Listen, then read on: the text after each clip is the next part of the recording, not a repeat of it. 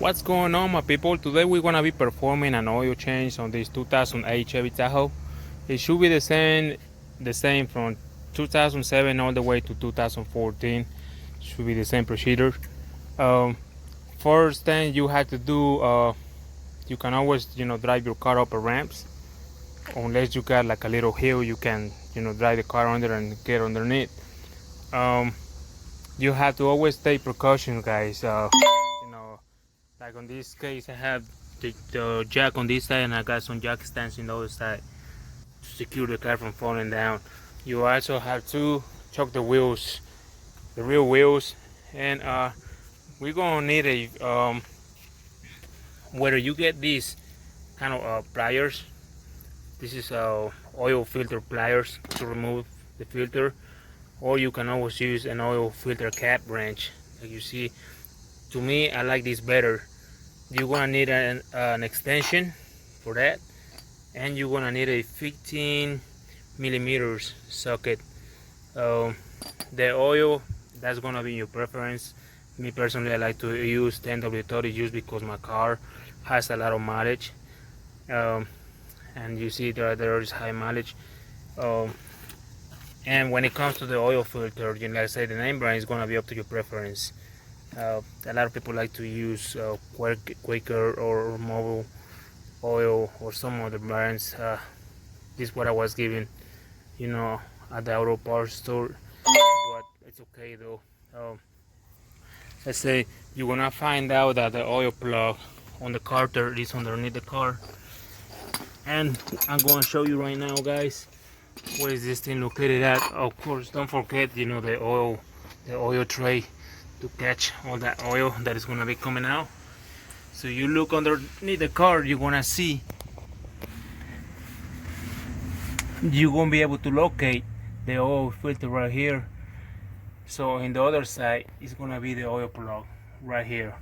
So like I said, that's gonna be a 50 millimeter, guys. You're gonna have to loosen it up and be ready to catch all that oil that is gonna come out. Okay, guys, so when the oil start coming out, just make sure that the oil pan is catching all of it though, and you don't want to make a mess on your driveway. And when it comes to the oil filter,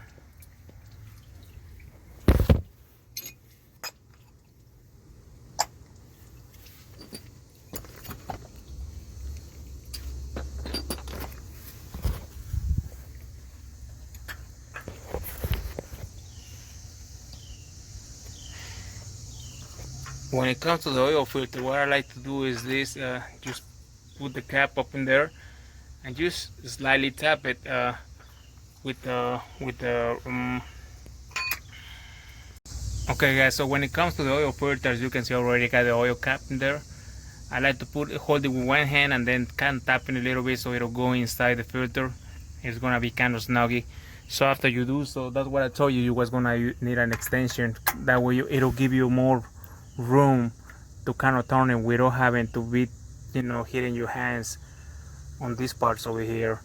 As you can see, I got plenty of room right now. So let's say what you gotta do is just go ahead and remove it. As you can see, it's coming loose right now. So same thing, you have to be ready to start catching oil, guys. So let me get this thing off and make sure that I got my oil pan, catching all that oil. Guys, this could get very messy. As you can see, when the oil starts coming down into the oil pan, it's gonna splash all over. That's what I like to use, a piece of cardboard underneath the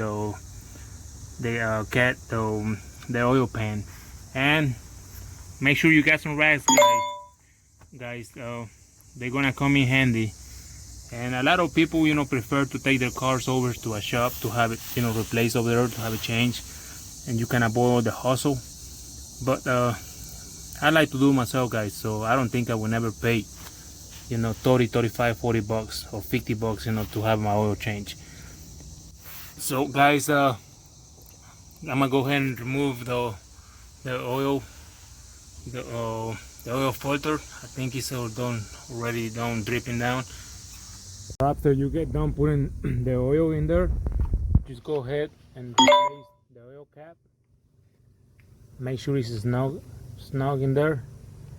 Make sure it's not gonna fall off. You don't have to over tighten it. And after you do so, go ahead and crank up the car and let it run about 5 minutes. That's gonna, you know, thin out the oil, and that's gonna let you know if there is any leaks or not. So okay guys, so after 5 minutes of draining, you can go back and put the, you know, the oil plug back in place and tighten it up to the specific torque. To be honest with you, I'm not torquing it, I'm just hand tightening it. But after you do so, you have to go back and put your new oil filter back in there. If you are using the same name brand, for example, you know, the one I removed is an STP. The number is S160XL, and this is going to be the new one. So as you can see, it's the same thing, X160. I don't know what the XL. Oh yeah, see, it's extended. It's extended life. Probably is a little better than this one right here. If you are using a different name brand, what you have to check for is make sure that up here this gasket, this seal is the same, and you can do so by doing that. You can see I got the other one on top of it, and they're just matching up. That's when it comes to having, you know, different name brands. So that's how you can make sure that it's the same size and the diameter and the gasket, guys. So I'm gonna go ahead and put this back in there and tighten it up too. You're always gonna have to hand tighten it, guys. Don't use no wrenches or nothing like that, because you don't want to over tighten it. So before you put the new filter back in there, guys, you have to lubricate this gasket. I'm using some of this oil, some of this used oil. It wouldn't hurt anything. You have to just lubricate the seal around it to have a perfect seal. You can use new oil if you want to as well. So after you are done tightening up this bolt and the oil filter back in place, I would recommend you to wipe any oil that drip down, and that's gonna ensure you that after you put the new oil back in there, that's gonna ensure you to see any visible leaks, if there is any. Like I said, any place the oil drip down, make sure you wipe it off, guys,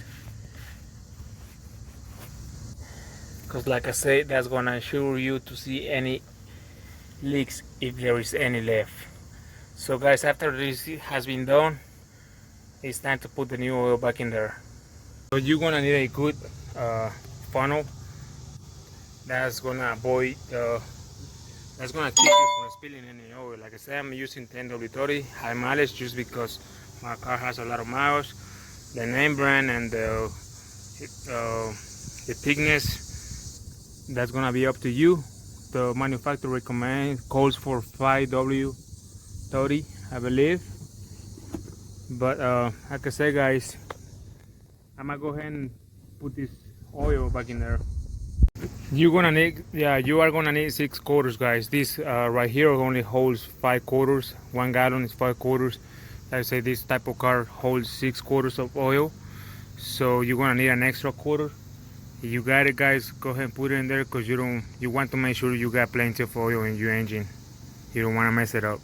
After you get done putting the oil in there, just go ahead and replace the oil cap. Make sure it's snug in there. Make sure it's not gonna fall off. You don't have to over tighten it. And after you do so, go ahead and crank up the car and let it run about 5 minutes. That's gonna, you know, thin out the oil, and that's gonna let you know if there is any leaks or not. Okay guys, the car has been running for about 5 minutes, probably a little longer. Just wanted to show you that there is no leaks. That's what I was telling you. Make sure you tighten it up enough so you ain't gonna have any leaks, guys. If you see any leaks and the oil dripping down, make sure that everything is tightened up.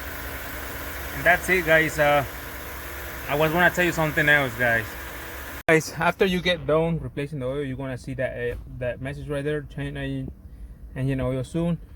How you gonna reset that? Okay,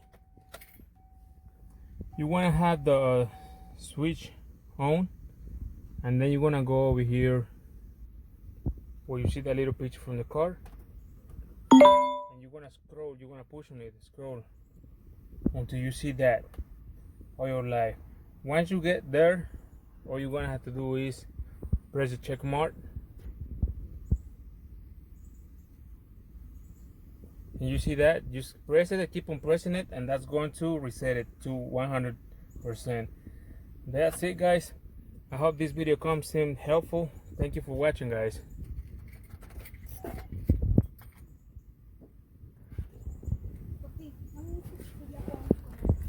Que no, Yari, ya te dije que es hora, pinche madre dragona. No, yo le dije a qué horas. A las 6, güey.